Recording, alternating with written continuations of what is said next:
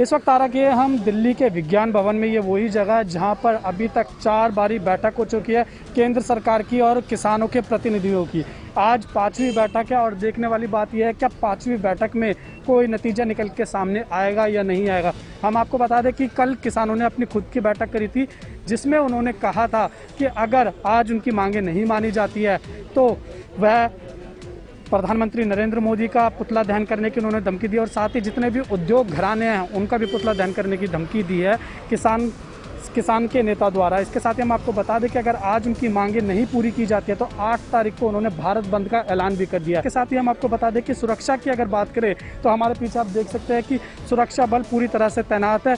यहाँ पे आप देख सकते हैं कि दिल्ली पुलिस और जितने भी सुरक्षा बल है सामने आ रखे हैं, सीआरपीएफ के जवान भी आ रखे हैं। यहाँ पर आप देख सकते हैं पूरी तरीके से सुरक्षा के इंतजाम यहाँ पर कर रहे हैं। अब देखने वाली बात होगी जब अब ये बैठक शुरू होएगी उसके बाद क्या नतीजा निकल के आता है, क्या जो किसानों ने मांगे करी है केंद्र सरकार से वो पूरी होगी। खेती बाड़ी बिलों को लेकर केंद्र सरकार और किसानों के बीच आर पार की लड़ाई जारी है, लेकिन इसी बीच आज दिल्ली के विज्ञान भवन के अंदर किसानों और केंद्रीय मंत्रियों के बीच 5वीं लगातार बैठक भी हो रही है। और इस बैठक से ठीक पहले आज खुद प्रधानमंत्री नरेंद्र मोदी ने भी अपने 4 केंद्रीय मंत्रियों के साथ अपने निवास स्थान पर करीब 2 घंटे तक बैठक की है। इस बैठक के दौरान उन्होंने जहां किसानों की मांगों को जानना चाहा तो वहीं उन्होंने इस बात को लेकर भी विचार किया कि आखिरकार किसान किस तरीके से संतुष्ट हो सकते हैं, कैसे किसानों को मनाया जाए ताकि पिछले करीब 3 से 4 महीने से जो आंदोलन लगातार पंजाब और अलग अलग राज्यों के अंदर चल रहा है उसको पूरी तरीके से समाप्त कर दिया जाए।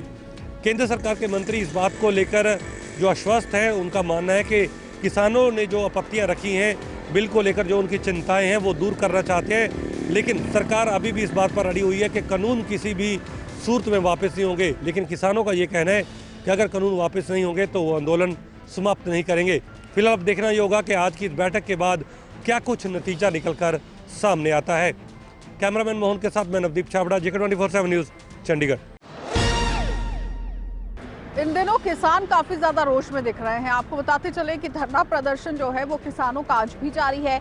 हरियाणा, पंजाब के किसान जो है काफी तरीके से मोर्चा खोल चुके हैं और दिल्ली तक कूच कर चुके हैं। और जाहिर तौर पर जंतर मंतर पर भी धरना प्रदर्शन करने की बात उन्होंने कही थी। और जाहिर तौर पर आपने ये भी देखा कि किस तरह से रोष प्रदर्शन जो है वो किसानों की तरफ से किया गया। लेकिन उसका ही एक जीता जागता नमूना आज जम्मू के अंदर भी देखा गया, क्योंकि कांग्रेस के कार्यकर्ताओं ने धरना प्रदर्शन किया है और किसानों के हितों की जो मांगे हैं उन्हें पूरा करने की भी कोशिश की गई। जाहिर तौर पर उन्होंने सरकार पर निशाना यहाँ पर साधा है कि किसानों के साथ बिल्कुल भी अच्छे तरीके से बर्ताव जो है वो नहीं हुआ है। जो कानून लाया गया है वो बिल्कुल भी सही नहीं है और उन्होंने चेतावनी दे दी है कि जल्द से जल्द इस कानून में बदलाव होना चाहिए। और उसके साथ ही अगर हम जम्मू कश्मीर में कोरोना को लेकर बात करें तो जाहिर तौर पर कोरोना के केसेस जो हैं वो अब बढ़ते जा रहे हैं। लेकिन एक तरफ सियासी सरगर्मियां हैं, दूसरी तरफ कोविड-19 के हवाले से अगर हम बात करें तो वो भी नंबर ऑफ केसेस जो हैं वो बढ़ते दिख रहे हैं। तो जाहिर तौर पर आपको ये भी बताते चले कि एक तरफ तो सियासत ज्यादातर गर्माती हुई दिख रही है और दूसरी तरफ अपने आप में एहतियात बरतना बहुत जरूरी है, क्योंकि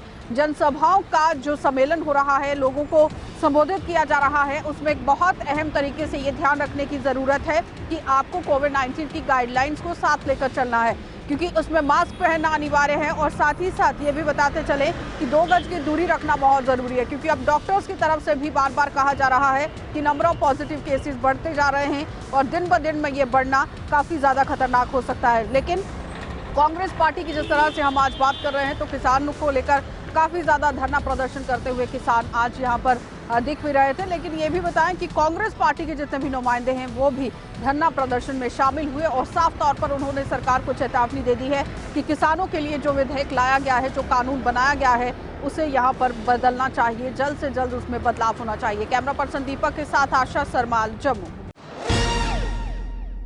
देश भर में कोरोना के संक्रमण की कुल संख्या 95 लाख से ज्यादा हो गई है। हालांकि राहत की बात यह है कि रिकवरी रेट लगातार बढ़ रहा है। वहीं कोरोना का संक्रमण जिस तेजी के साथ फैल रहा था उसमें गिरावट अब धीरे धीरे आ रही है। वहीं वैक्सीन का काम भी तेजी से हो रहा है। खुद प्रधानमंत्री नरेंद्र मोदी भी इस बात की ओर इशारा कर चुके हैं कि देश के अंदर जो कोरोना की वैक्सीन है वो जल्द ही कुछ ही हफ्तों में सामने आ सकती है। लेकिन एक चिंता की बात यह है, जो हरियाणा से आई है। हरियाणा में स्वास्थ्य मंत्री अनिल विज ने 15 दिन पहले ही कोरोना की वैक्सीन का टीका लगाया था, लेकिन वो कोरोना से संक्रमित हो गए हैं। उन्हें जल्द ही इस वैक्सीन का दूसरा टीका लगना था, जिसके बाद डॉक्टरों को इस बात का अध्ययन करना था कि उनकी बॉडी किस तरह से रिएक्ट कर रही है, कैसे एंटीबॉडीज बन रही हैं। लेकिन अनिल विज का कोरोना संक्रमित होना कई सवाल खड़े करता है, जिस पर अब डॉक्टर्स और वैज्ञानिक लगातार अध्ययन में जुट गए हैं। दिल्ली से प्रणय शर्मा की रिपोर्ट।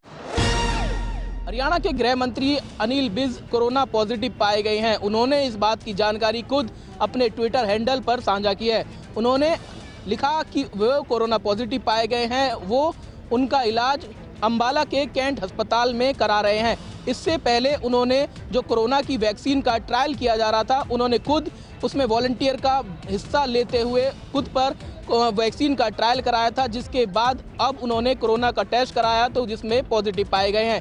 सबसे बड़ा सवाल सामने निकल कर यह आता है कि क्या जिस कोरोना वैक्सीन का ट्रायल उन पर किया गया था, क्या कहीं ना कहीं उसमें खामियां पाई जा रही हैं।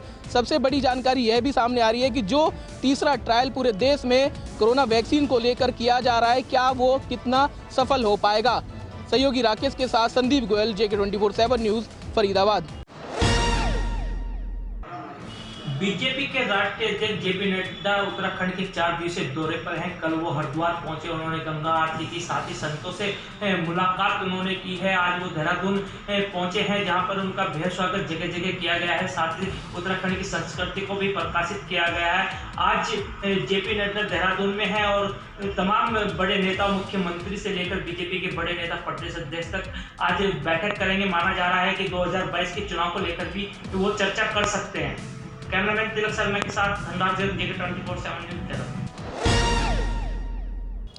हैदराबाद के अंदर निकाय चुनाव के लिए मतगणना हुई और मतगणना के बाद जो नतीजे आए उससे बीजेपी काफी गदगद हुई, क्योंकि बीजेपी की जहां तक हम बात करते हैं, बीजेपी ने जो तैयारी की थी उसका अच्छा परिणाम बीजेपी को मिल चुका है, क्योंकि बीजेपी ने 49 सीटें हासिल की है। हालांकि सबसे बड़ी पार्टी की अगर बात करें हैदराबाद निकाय चुनाव में तो TRS बनी है, उसके बाद बीजेपी रही, उसके बाद असदुद्दीन ओवैसी की पार्टी AIMIM रही है। हालांकि ओवैसी की अगर बात करें तो ओवैसी कह रहे हैं कि जो बीजेपी ने कामयाबी हासिल की है उसको हम नाकामयाबी में बदल देंगे। खैर, ये तो वक्त बता पाएगा। बीजेपी अपनी तैयारी जो कर रही थी उसमें बीजेपी को जीत हासिल हुई है। और जब हम नड्डा को सुनते हैं तो नड्डा ये कह रहे थे कि ओवैसी जो लगातार कहते रहे कि शाह हैदराबाद निकाय चुनाव में चले गए प्रचार करने, नड्डा उतर आए। हालांकि ये अपमानजनक बातें थी, बीजेपी की तैयारी पूरी थी और परिणाम सबके सामने है कि बीजेपी को 49 सीटें मिली, यानी बीजेपी अब गदगद नजर आ रही है। खैर, ये देखने वाली बात होगी कि ओवैसी किस तरीके से इस पासे को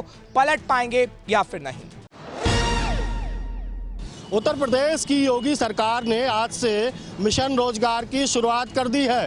प्रदेश के 50 लाख युवाओं को MSME, कौशल विकास और समाज कल्याण विभाग से रोजगार देने का काम प्रदेश सरकार करेगी। 2022 के विधानसभा चुनावों में युवाओं की कितनी महत्वपूर्ण भूमिका होगी, इस पर भारतीय जनता पार्टी का पूरी तरह फोकस है। और यही वजह है कि देश के प्रधानमंत्री नरेंद्र मोदी हो या प्रदेश के मुख्यमंत्री योगी आदित्यनाथ, दोनों युवाओं के रोजगार की बात करते रहे हैं। अब आज से प्रदेश सरकार युवाओं के हाथ में रोजगार देने का काम शुरू करेगी। वीडियो जर्नलिस्ट राम के साथ मैं संजीव कपासिया, JK 24/7 न्यूज़, लखनऊ। मौसम विभाग ने उत्तर प्रदेश के लिए अलर्ट जारी किया है। आने वाले 2 दिन उत्तर प्रदेश वासियों के लिए दम घोंटू भी हो सकते हैं। दरअसल आने वाले 2 दिन में कोहरे के साथ साथ धुंध सबसे अधिक होगा। कानपुर, लखनऊ, आगरा, मेरठ, यह कुछ शहर ऐसे होंगे जहां आने वाले 2 दिन धुंध भरपूर होगी। यह धुंध सिर्फ कोहरा नहीं होगा, इसका दूसरा कारण प्रदूषण भी है। हाल ही में आई NGT की रिपोर्ट ने यह बात भी प्रमाणित की है कि यह शहर मुख्य रूप से वायु प्रदूषण के केंद्र हैं। और अब एक बार फिर से NGT की रिपोर्ट के साथ साथ विभाग की ओर से भी यह बात कही गई है कि अब 2 दिन धुंध से भरे होंगे। मौसम विभाग ने चेतावनी दी है कि दम घोंटू हवा से लोगों को समस्या भी हो सकती है, इसलिए सुरक्षा के उपाय भी ढूंढे जाएं। कैमरा पर्सन जुबेर के साथ Gaurav Pandey, JK24/7 news, Lucknow. Governor के मुशीर बसीर अहमद खान साहब की सदारत में एक मीटिंग कल तलब की गई, जिसमें डिप्टी कमिश्नर के साथ साथ बात करें डिविजनल कमिश्नर इंतजामिया और दीगर अफसरान की मीटिंग हुई, जिसमें खुसूसन इस वक्त की सिचुएशन को लेकर हर काम पर जायजा लिया जा रहा है। अगर बात करें जी हाँ सड़क को लेकर या साथ ही साथ बिजली के जो पावर कट्स हो रहे हैं या दीगर वो चीजें जो नेशनल हाईवे से कनेक्टेड है, उसका जायजा लिया गया है। और खास तौर पर इस मीटिंग में यही बात की गई कि आम जनता को आने वाले टाइम में राहत मिले और जो काम अभी तक मुकम्मल नहीं हो पाया है उस काम को फटाफट जल्द से जल्द खड़ा किया जाए। और खास तौर पर यह भी बताया गया है कि उस जिस तरीके से लगातार शिकायतें आ रही है कि आए रोज लोगों की परेशानी बिजली को बढ़ी हुई है और वहां पर बिजली के साथ साथ चीफ इंजीनियर डिपार्टमेंट को यह भी बताया गया कि वो जल्द से जल्द ट्रांसफार्मर्स, पोल्स और साथ साथ लाइंस का जायजा ले, ताकि आने वाले हार्श विंटर में वादी कश्मीर के लोगों को खुसूसन नुकसान ना उठाना पड़े। और खास तौर पे जिस तरीके से वो आए रोज तकलीफ में मुब्तला हो रहे हैं, तो इन चीजों की सदारत में कल एक मीटिंग तलब हुई है, जिसमें खुसूसन खास जायजा लिया गया है हर एक काम का। With video journalist Abid Qadir के साथ सईद इरफान फाजिल, गुलिस्तान न्यूज, JK24/7 कश्मीर। जम्मू कश्मीर और लद्दाख में मौसम ने अचानक से करवट बदली। वहीं कल शाम से हल्की बर्फबारी हायर और लोअर रीज में देखा गया। इसके बाद से श्रीनगर करगिल लद्दाख कौमी शाहराह गाड़ियों के आमदरफ्त के लिए एक बार फिर बंद हुआ है, क्योंकि जोजिला के पास 5 से 6 इंच बर्फ़ गिरने की खबर मौसूल हुई है। लेकिन अभी की लेटेस्ट अपडेट यही है कि जिस तरह से हमने कंसर्न से बात की, उनका मानना है कि जोजिला पास के ऊपर मैन एंड मशीनरीज जोजिला पास पे बर्फ़ हटाने का काम लगातार किया जा रहा है, जिसमें खासकर ब्यूरो के साथ साथ SDM द्रास की क़यादत और SHO द्रास की क़यादत में मैकेनिकल डिपार्टमेंट की रिकवरी टीम लगातार जोजिला पास पे बर्फ़ हटाने का काम लगातार किया जा रहा है। इसके बाद देखने वाली बात यह होगी, अगर जोजिला पास पे बर्फ़ हटाने का काम मुकम्मल किया जाता है तो इसके फ़ौरन बाद गाड़ियों के आमदरफ्त के लिए बहाल किया जाता है कि नहीं, ये देखने वाली बात है। क्योंकि जिस तरह से हुकूमत की जानिब से एडवाइजरी जारी किया था, खासकर ट्रैफिक पुलिस की जानिब से, वो फ़िलहाल स्टिल स्टैंड है। JK24/7 के लिए लद्दाख से मोहम्मद साख।